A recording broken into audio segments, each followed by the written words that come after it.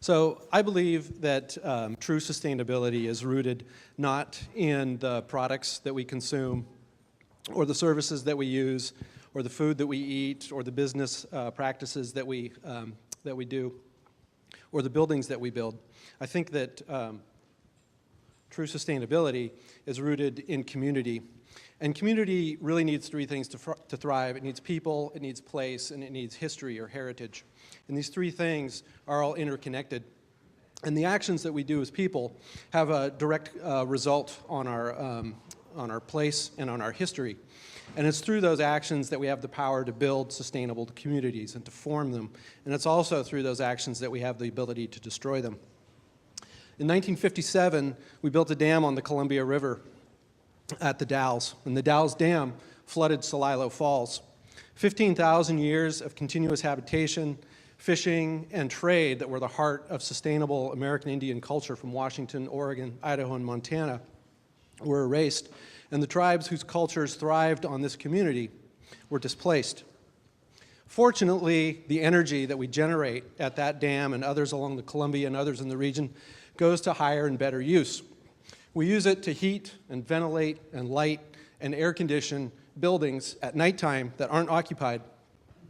And when they are occupied, we do a terrible job of being efficient. 66% of all of the electricity and 40% of the energy we consume goes into buildings. And so it's easy to look at that, point a finger, and say if we really want to build a sustainable future, we need to be looking at designing sustainable buildings. But that's really only part of the problem, and the question and the answer to that is really much deeper. And at the beginning of a project that I want to share with you tonight, I was a little bit younger, not much, idealistic, an architect, and feeling that through good design we could save the world. In 1985, this building, the Kitsap Mall, was opened in Silverdale, Washington, a little bit north of Bremerton. And it did to Bremerton what the dam on the Columbia did to Celilo Falls, and it basically destroyed a community. Downtown Bremerton had a number of large businesses. It had a Penny's, it had a Sears, it had a Nordstrom's, and they all moved to the mall. With them followed the small businesses and the people that made a small, thriving urban community basically vanish. And so in 2009, by the time our office purchased this building to participate in some redevelopment work in downtown Bremerton, the people had left, the buildings were falling apart, and the history and the heritage of Bremerton were beginning to fade. And so a group of young leaders in the firm convinced another group of the older leaders in the firm who were paying the bill for this project that maybe we could develop this old concrete box into a model of sustainable design. And so we got them all in a room, and we hired some consultants, and we derived 6 sustainable strategies that we could really move forward with and pursue this project.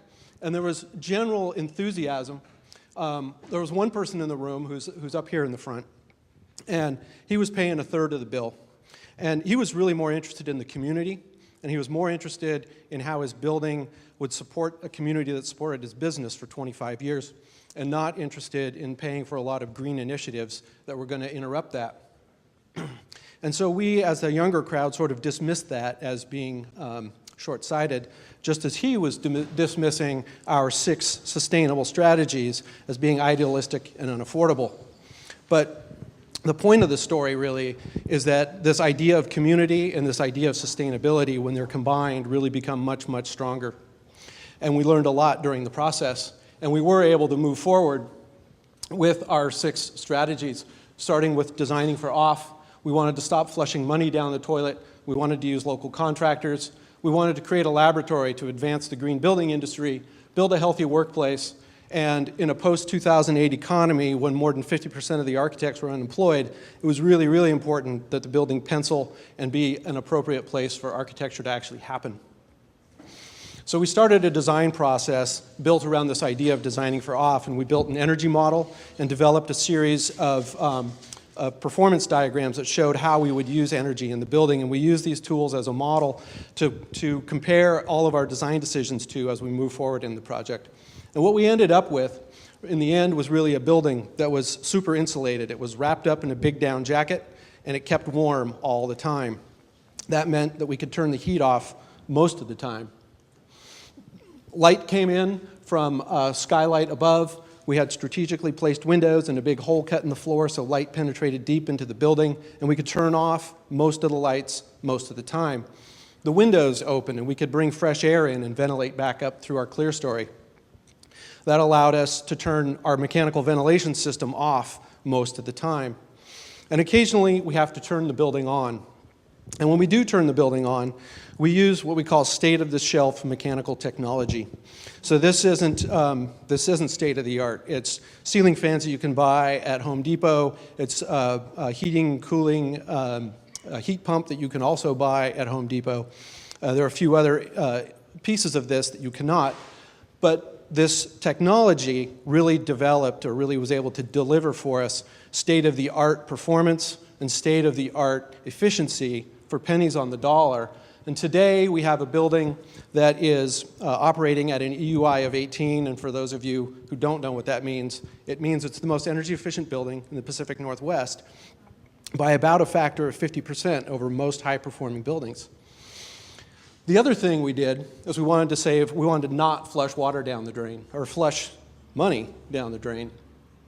And so we installed two 3,000-gallon cisterns in the parking garage, and these cisterns collect water all year round, and that rainwater is used to flush all the toilets. It irrigates our green roof, and it irrigates our landscaping out in the front of the building. And our local contractors, you can see here, are hard at work putting our uber sustainable water bottle into our parking garage. The other thing that was important for this project was to give back to the green building community. And that meant collecting data. And we did that really in two ways. We had a digital dashboard that tracks all of our resource usage in the building. Stay in the light, please. Can you stay in the light, please? Thank you. Wow. Our digital dashboard doesn't talk to us. But it does monitor all of our resource usage. And we can tell what we're doing in the building, and we, in real time, can adjust what we're doing and save energy. So we're able to take that data and give it back to the design community through venues like this and other places. And I see that my time is running quickly, so I will move quickly. We have a building that is a healthy place to work. It's full of light, it's full of fresh air, it's got no VOCs, it inspires us to be more creative and more collaborative, and we are retaining younger and recruiting better talent. And I didn't mention this before, but it does have a big-ass fan. It's the center of the mechanical system and is an important part of communicating back to our community. And the building also gives back to the urban heritage and helps preserve or restore the urban streetscape.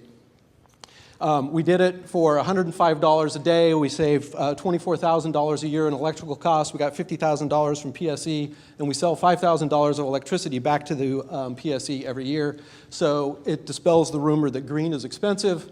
And in the end, we had a big party. We had our first public open house. We invited the public into our space. It was the first of 60 events that we've held in the building. They're all public events. They're for politicians, they're political events, they're nonprofit groups, business groups, high school groups, college groups, what have you. They come in, we've even had a memorial service.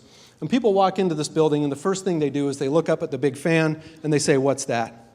And that is our cue to tell them a story, the sustainable story about our building. And every member of the community who comes in leaves this building back into the community and spreads that story.